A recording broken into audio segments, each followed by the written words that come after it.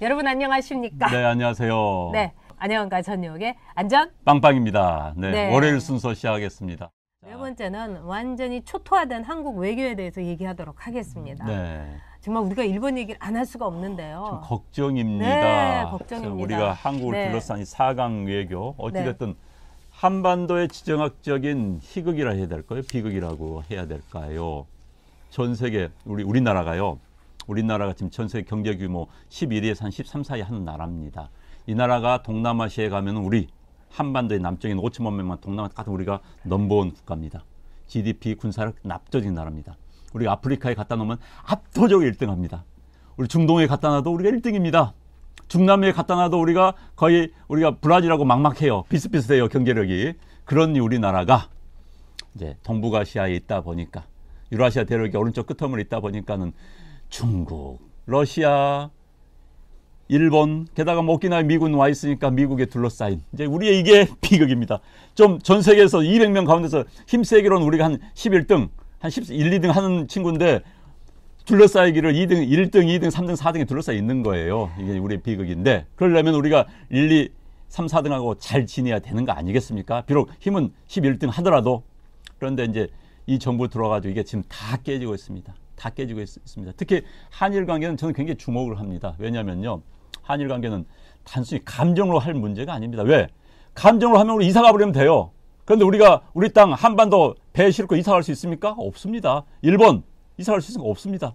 그러려면은 미우나 좋으나 일단 사이좋게 지낼 수밖에 없는 게 우리의 현실입니다. 네. 그게 현실이에요. 근데 이번에 굉장히 큰일이 터진 거예요. 사실은.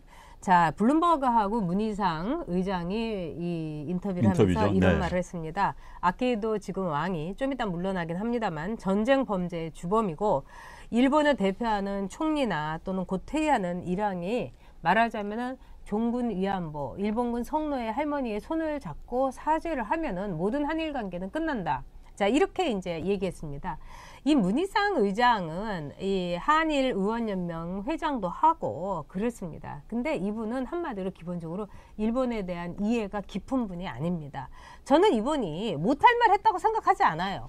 당연히 그렇게 할 수 있습니다. 그런데 블룸버그하고 이렇게 이야기를 해가지고 과연 우리나라의 국익에는 무슨 도움이 됐을까? 이거를 생각하는 것이 이 나라의 이른바 위정자들입니다. 즉 삼권 분립에서 이분은 의회의 대표인 거예요. 다른 나라에서는 대통령보다도 더 비중 있게 보는 인물이기도 합니다. 저는 틀린 말 했다는 건 아닙니다.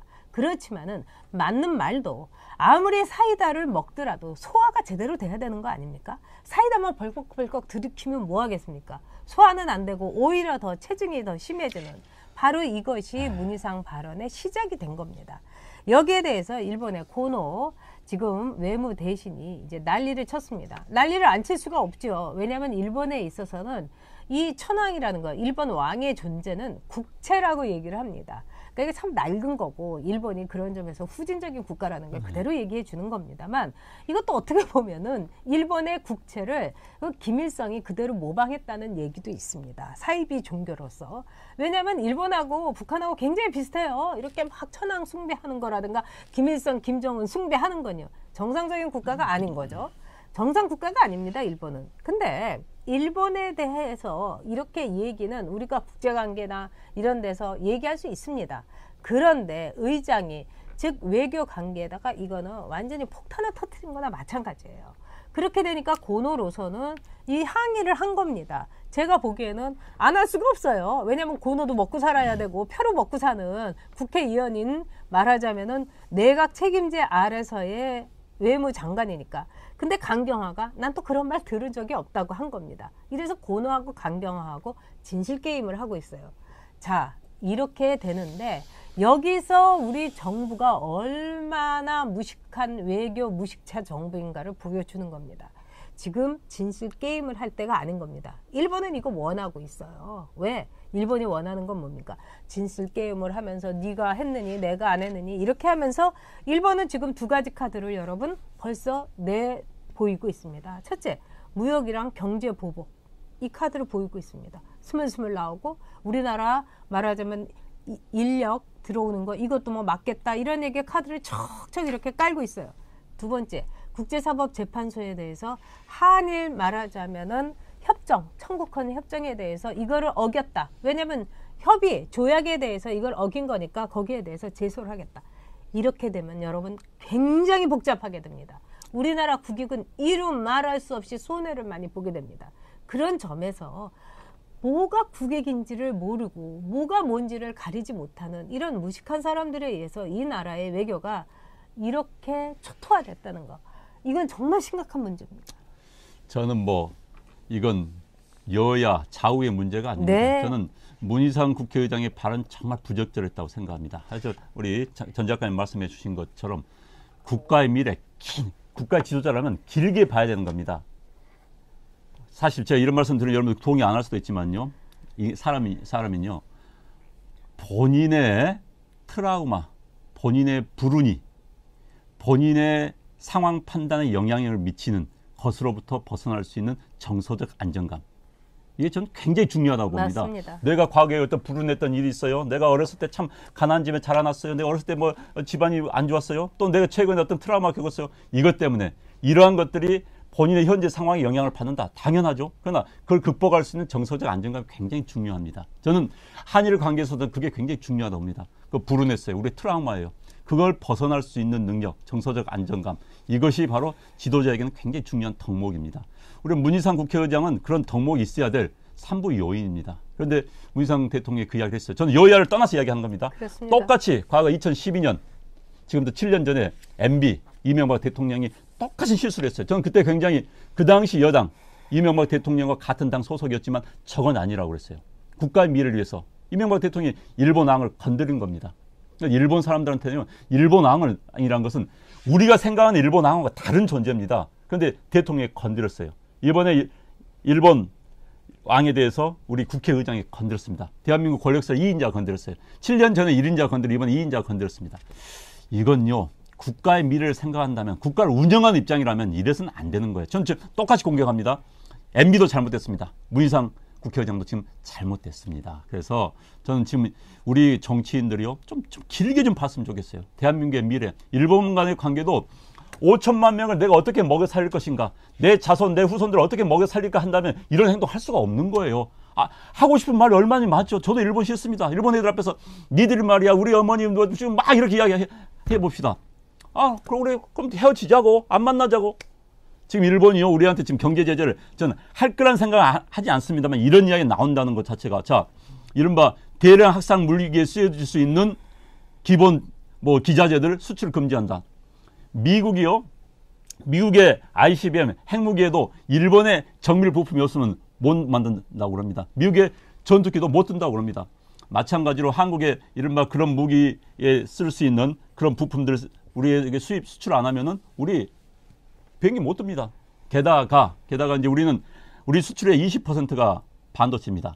반도체 핵심 요소가 불화수소죠. 불화수소인데 불화수소가 일본이 전 세계 90%를 장악하고 있습니다. 그걸 한국에 수출을 안 해준다? 이걸 검토를 할 수 있다고 일본 신문이 보도를 하고 있어요. 그러면 우리나라 반도체 산업 스톱입니다. 대한민국 수출 20% 스톱입니다. 자, 이런 상황까지 올 수 있다는 이야기가 나오고 있다는 것 자체가 일본의 현재 분위기입니다. 물론 일본이 협박한다 해서 그럼 우리가 굴복할 수 없다? 그렇죠. 우리 굴복해서는 안 되죠. 그러나 한일 관계가 여기까지 왔다는 게 굉장히 심각한 거예요. 이것을 극복할 고민을 해야지 여기다 그냥 불 확 지르면서 우리 자존심 살리고 가야지.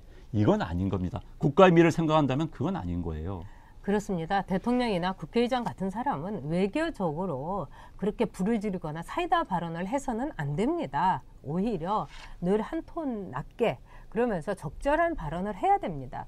그게 바로 외교적으로 세련되고 외교적으로 훈련돼 있다 이렇게 볼 수 있는 겁니다. 그런데 이거는 정말 무슨 국회의원들이 토론회에서 각자 나라의 이 감정을 드러내는 그런 술자리에서나 할 수 있는 일이나 마찬가지인 겁니다. 하수들. 네. 이렇게 더구나 그걸 블룸버그에다 해가지고 미국에서 이렇게 불을 지르게 하니까 일본은 또 외국에서 일본에 대해서 어쩌고 저쩌고 하는 거에 대해서 굉장히 민감합니다. 차라리 한국 언론이라든가 일본 언론에 했다면은 좀 덜 할 수도 있습니다. 네. 근데 어쨌든 문희상 그 의장이 이렇게 얘기한 거는 일본이란 나라에 대한 몰이해다. 저는 이렇게 봅니다. 두 번째는 외교에 대한 몰이해입니다. 네. 외교라는 거는 끊임없이 좋은 말을 하는 겁니다. 그럼요. 끊임없이 속삭이고 그리고 끊임없이 미소를 보내는 네. 겁니다. 러브콜을 보내는 거예요. 네. 그런데 이런 식으로 해가지고 뭐 돌을 던지고 이렇게 되면 외교를 하지 않겠다는 겁니다. 근데 우리나라에 아주 냉정하게 여러분 봅시다. 일본이 우리가 더 아쉽습니까? 우리가 더 일본이 아쉽습니까? 저는 정말 일본에 대해서 많은 걸 경험하고 많은 이야기를 갖고 있는 사람입니다. 그거 하나만큼은. 그런데 제가 냉정하게 보면은 지금 우리가 분단 상황에서 더구나 핵을 머리에다 이고 있는 상황에서는 우리가 일본이 굉장히 아쉽습니다. 왜? 일본하고 우리는 안보적으로 굉장히 밀접하게 한 팀으로 가면서 또 경제적으로도 일본하고는 우리가 주고받을 게 굉장히 많습니다. 또 두 번째, 전 아시아를 보더라도 이 중국이란 나라에 대해서 균형을 잡을 수 있을 때 지렛대 역할을 할 수 있는 우리의 외교의 매우 중요한 파트너가 일본인 겁니다. 왜 이 생각을 문재인 대통령은 못합니까? 왜 이 생각을 문희상은 못합니까? 저는 정말 강경화 장관은 얘기할 것도 없어요. 어디 가서 뭘 하고 있는지 국민들이 관심도 없고 그냥 하얀 머리나 휘날리면서 밥이나 먹고 영어만 잘하면 됩니까? 저는 제가 가장 큰 그 실수가 강경화 됐을 때 저는 괜찮다고 본 거였어요. 왜? 정말 제가 옆에서 봤던 그 여성은 성실하고 또 미국 문화에 대해서 굉장히 잘 알고 있기 네. 때문에 적어도 미국 관계를 좀 부드럽게 할 줄 네. 알았더니 정말 예스 마담이었던 거예요. 정말 그만두기 바랍니다. 네. 그 자리 그만둬야지 이거 나라야 되지. 강경화를 왜 살려두겠어요? 그냥 아주 인형에다가 장식용으로 굉장히 좋다고 생각해서 말 잘 들으니까요. 그러니까요. 네. 말 잘 들고 청와대에서 전화 한번 오면 그대로 이렇게 얘기하고 했던 말도 뒤집고 이러니까 그런 거 아니겠습니까? 정말 여자 망신 시키는 강경화 장관 저도 참 부끄럽습니다. 아유 참. 그러니까 이제 다시 한 번 말씀드립니다. 국가의 국무위원 강요는 베스트 오브 베스트가 하는 겁니다. 폼 잡기 위해서 구색 잡기용으로 넣어서는 안 되는 겁니다. 그렇죠. 게다가 장관이 청와대에서 컨트롤하기 좋은 사람 그런 사람 내세워서 안 되는 겁니다. 지금 외교부 내에서 불불 끓고 있어요. 외교의 말이 전혀 통하지가 않습니다. 네. 통하지가 않아요. 청와대에서 일방적으로 몰아붙이기 때문에 강경화 장관 또 뭐 모르고 실수도 많이 합니다. 제가 보면 장관이 저런 얘기 해도 되나 하는 이야기를 저는 관심이 있기 때문에 보지요. 그런데 진짜 한일 관계는요. 당장 일본에서 한일 비자협정 없애자. 지금은 우리에 대해서는 우리가 일본 갈 때 비자 필요 없어요. 게다가 이제 제일 많은 건 취업. 우리 젊은 애들 지금 일본에 가서 많이 취업하고 있습니다. 그런데 그거 제한을 하겠다. 걔들 돌아와야 되는 거예요. 가장 단순한 문제는 그런 문제에다가 게다가 이제 일본이라는 나라는 현재 우리 한미일 동맹 체제 하에서 일본이 이제 안 겁니다. 미국이 한국을 무시하는구나. 일본은 약삭빠른 나라예요. 아우, 약삭빠르죠. 그러니까 미국의 네. 의도를 안 겁니다. 그러니까는 딱 따라서 이제 한국에서 몰아붙이는 겁니다. 그런데 우리가 급한 건 또 우리예요. 솔직히 우리는 중국을 견제하려면 중국한테 일본이 하는 짓보다 100배 많은 수모, 중국은 우리한테 가하지 않습니까? 미국보다 더 많은 수모를 가하는데 그 수모를 견디려면 우리도 카드가 있어야 돼요. 카드. 그 카드가 중요한 카드 중에 하나가 일본인 겁니다. 인도고요, 호주고요, 그리고 미국이요. 이 카드를 활용해야지 우리가 중국한테 끌려다니지 않고 조선시대처럼 속국 안 되는 거예요. 그래서 일본하고 관계가 굉장히 중요합니다. 저는 일본한테 친일을 하자는 이야기 아닙니다.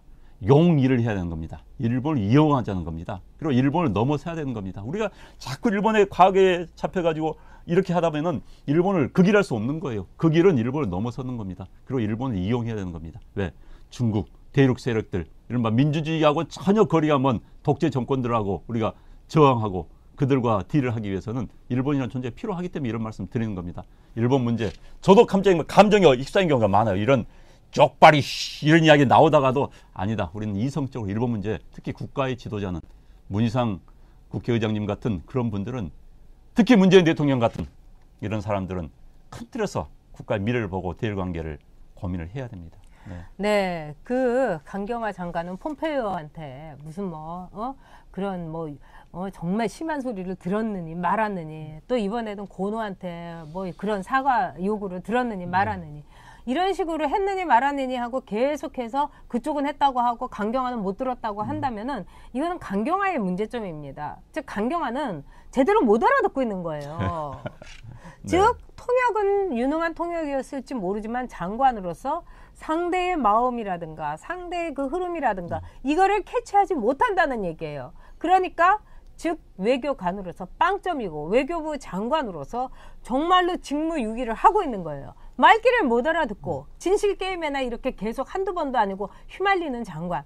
정말 이거는 문재인 정부의 마리오네트다. 아까 말씀하신 대로 네. 우리가 그렇게 결론을 내면서 이 한일 문제에 대해서는 감정을 우리가 네. 걷어내면서 끝까지 정말 우리의 파트너로서 일본을 이용을 해야 되는 겁니다.